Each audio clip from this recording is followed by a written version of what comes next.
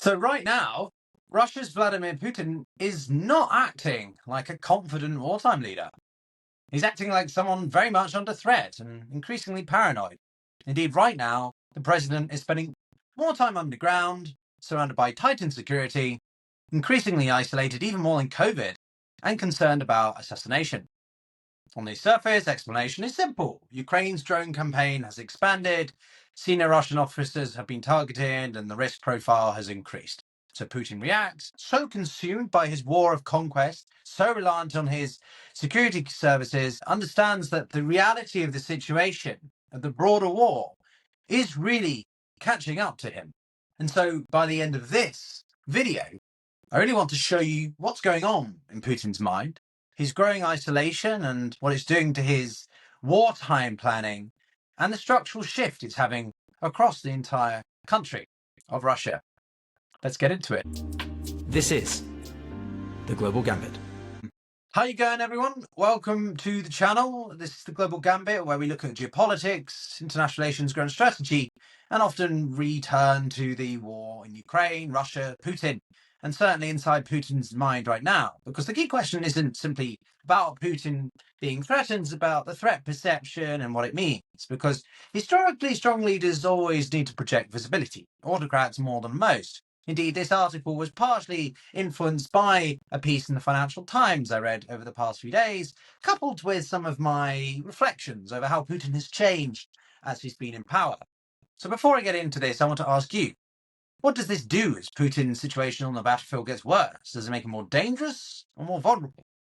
Let me know in the comments.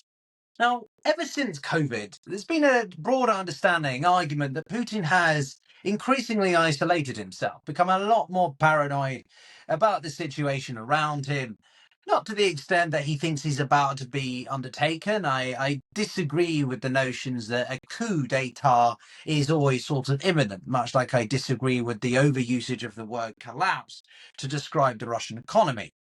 You have to understand that it's in terminal decline. But terminal decline can take a long time to occur. It doesn't happen overnight. And indeed, things like sanctions, tariffs, overall economic obstacles take time. They're slow burning. And that doesn't sell, especially on social media or on YouTube, where virality is, of course, equally important. But more specifically than just COVID, over the past year, Putin's security has tightened even more. And it's not been subtle. He spent a lot of more time in bunkers. He does make much fewer appearances and impose stricter controls. Even members of his inner circle, be them arbitrary people like cooks or photographers, face restrictions. There's no public transport and there's no personal devices near him. So this isn't even routine wartime caution. It is a leadership environment organized around increasingly fear and paranoia. Ukraine's drone capabilities, the long strikes deep inside Russia, and the growing perception of high-ranking officials being at risk are all contributing to this. Though there is a caveat too. Some of the reporting around Putin's fear, this coup, as I say, it should be treated with caution. There are intelligence leaks, especially those attributed to anonymous European sources, but they're not always neutral. As part of every conflict, there is a narrative framing and ensuring that the war of words or the war of perception is being won as much as the war kinetically and economically. They reflect a genuine concern, but they can also serve this other purpose of shaping how we perceive Russia internally. I.e., part of what we may be seeing is not just the security tightening, but the growing disinformation or information warfare to inject even more paranoia into the Russian elite and make Putin feel less and less like he has control at the top. Now, it doesn't mean the security measures aren't real. They almost certainly are. The FSO, or Federal Protective Service, is known for being intensely cautious and often operates on worst-case assumptions. Even if any threat is unlikely, they respond as if it were plausible. That alone is enough to heighten the tightening, but it doesn't mean we should separate the two things, the reality of increased security and the narrative being built around it. Because, of course, this isn't just about Putin, it's about the vulnerability of his entire system, of the entire war machine, propaganda machine, the entire system that Putin has built over the past 25 years and undertaken every single effort to maintain, and arguably been the basis for inspiration for so many other autocrats, be them wannabes or genuine intended ones over the years. Now, one of the most revealing shifts around this is happening behind the scenes. Security officials have reportedly begun blaming one another for failures over the past year. Even the head of the FSB points to the Defense Ministry. The National Guard pushes back. Agencies compete over responsibility while avoiding accountability. This is what pressure looks like in any authoritarian system, even Putin's. When a regime feels secure, power is centralized and coordinated. But when it feels threatened, it fragments, albeit quietly.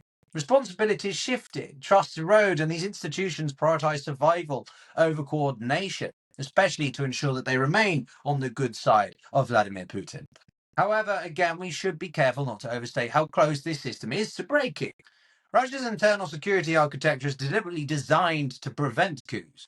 Different military and paramilitary forces balance each other out, while the intelligence services monitor not just the external threats, but of course internal ones. Units like military counterintelligence exist as much to watch Russia's own officers as to defend against any foreign entity, any country, including the Iranians and the IOC. Therefore, this makes the idea of a coordinated coup far less plausible than it might appear. Even past episodes like the Wagner events in 2023 were not a coup, it was a mutiny. There are pressure tactics aimed at influencing decisions within the system, but not overthrowing it. And figures often mentioned in speculation, like former Defense Minister Sergei Shoigu, are in a weaker position than headlines suggest, having lost influence after their failures or his failure of the war. So while the system is under intense pressure, it's also built to absorb that pressure. The cracks are real, but they're not necessarily terminal just yet. Simultaneously, Putin himself, of course, changes. He is entirely obsessed and absorbed by his war of conquest, even more than he was a couple of years ago.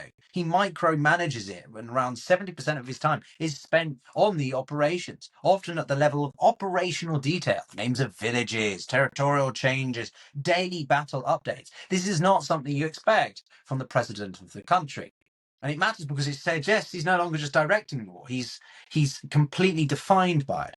When leaders reach that point, their decision-making narrows and they're much more reactive to developments, be them from the military or the security services, and they become less aware or appreciative of the importance of managing the country as a whole, including in the format of just how the economy is performing. Indeed, we've seen what's been happening in Mali and the broader Sahel in the past 2 weeks, and yet very little has been mentioned amongst the Moscow and Kremlin circles. There's also a quieter but critical shift underway. Putin is now listening predominantly to his security services rather than to his traditional economists, technocrats, or political advisors. This changes how the system functions too, because when intelligence and military agencies dominate decision-making, everything becomes securitized. Domestic policy, economic management, information flows, and public life. We're already seeing signs of this in tighter surveillance, the restrictions on communication, intermittent internet disruptions in major cities, including Moscow. This is not just about, therefore, the protection of the president. It's about reorientating the state around security priorities, trying to police it and make it much more of a security state than it was already. So while the leadership becomes more insulated, the public environment becomes more strained. Approval ratings have softened to their lowest years since mobilization shocks of late 22. At the same time, domestic frustrations are accumulating. Of course, the economic pressure, the internet constraints, business constraints, and the localized implications are carrying more and more political weight. What's changing is not an outright opposition, but tone, a much more increased frequency of criticism being visible, more frequent, and amongst those who never in their minds would have ever criticized the government. Influencers, public figures, military bloggers, all voicing concerns, not even just about the front lines of the military, but around Russia and the political elements of it, i.e., Putin's political capital is it's running out. Now, of course, the Kremlin isn't unaware of these developments and it attempts to constantly manage perception. Putin's limited public appearances are carefully staged, be them visits to schools, controlled environments, short clips designed to project normality and connection. These are signals intended to offset reduced visibility. But as always, there's a risk because the more curated these appearances become, the more they highlight the gap between image and reality. And whilst a lot of Russians are not aware of just how bad things are and have always been incredibly radicalized or indoctrinated by Putin's information and war propaganda, it doesn't mean that they're completely amiss to when things look particularly curated. Some of the external narratives around Putin's isolation may themselves be part of this broader information contest too. Western audiences and policymakers often look for signs of this immediate collapse and dramatic internal change. There is persistent appetite for a sudden turning point, whether that's economic breakdown, the elite infighting, or this coup. But history suggests that systems like Russia's rarely collapse in such a clean, dramatic way. More often they endure, they adapt, and they harden under pressure. That makes it important to distinguish between what we might hope is happening inside the Kremlin and what is actually happening or more likely to happen, and especially over the time frame. This is appalling.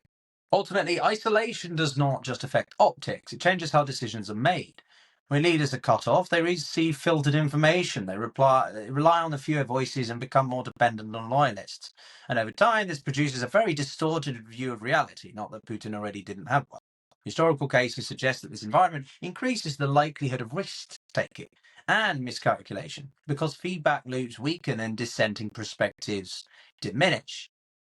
Therefore, taken together, a pattern emerges. Putin, more isolated, the system around him increasingly under pressure, the security services increasingly influential, and the public frustration rising. All the decision making, therefore, narrowing as well, with the combination meaning the probability of miscalculation reaches new heights, raises the risk of escalation, and reduces the chance of flexible, adaptive strategy. None of this guarantees any specific outcome, mind you, but it changes the range of plausible ones, and especially in the context of the war and the battlefield, where Putin doesn't have many options as Ukraine continues to rally round the flag, continue to show a relatively united front and a commitment to defending itself and its sovereignty. And if there is a continued support from external parties, well, then it only makes Putin even more vulnerable, but also incredibly more paranoid. The only concern that some of us may have is what lengths will he be willing to go to ensure that he can win or at least retain power? But that's it from me, everyone, in this quick take video. It's difficult to tell, of course, what's going on inside Putin's mind. I'm not pretending to be a mind reader, but you have to look at the signs, but also some of the signs that aren't there. Not getting too carried away, whilst also accurately and reasonably asserting that things are definitely not good. Is a coup on the horizon? No. But is Putin in the worst position you could argue he has been ever since this war started or in his 25 years of power? Yes, I think that's a reasonable assessment to make. But that's it. Thanks very much for watching. Do give the video a like, subscribe if you want more like this. We've got some fantastic guests on the way, and I'll see you all in the next one. Click on this video to understand what Putin could be seeing and waiting for in his Victory Day parade as well.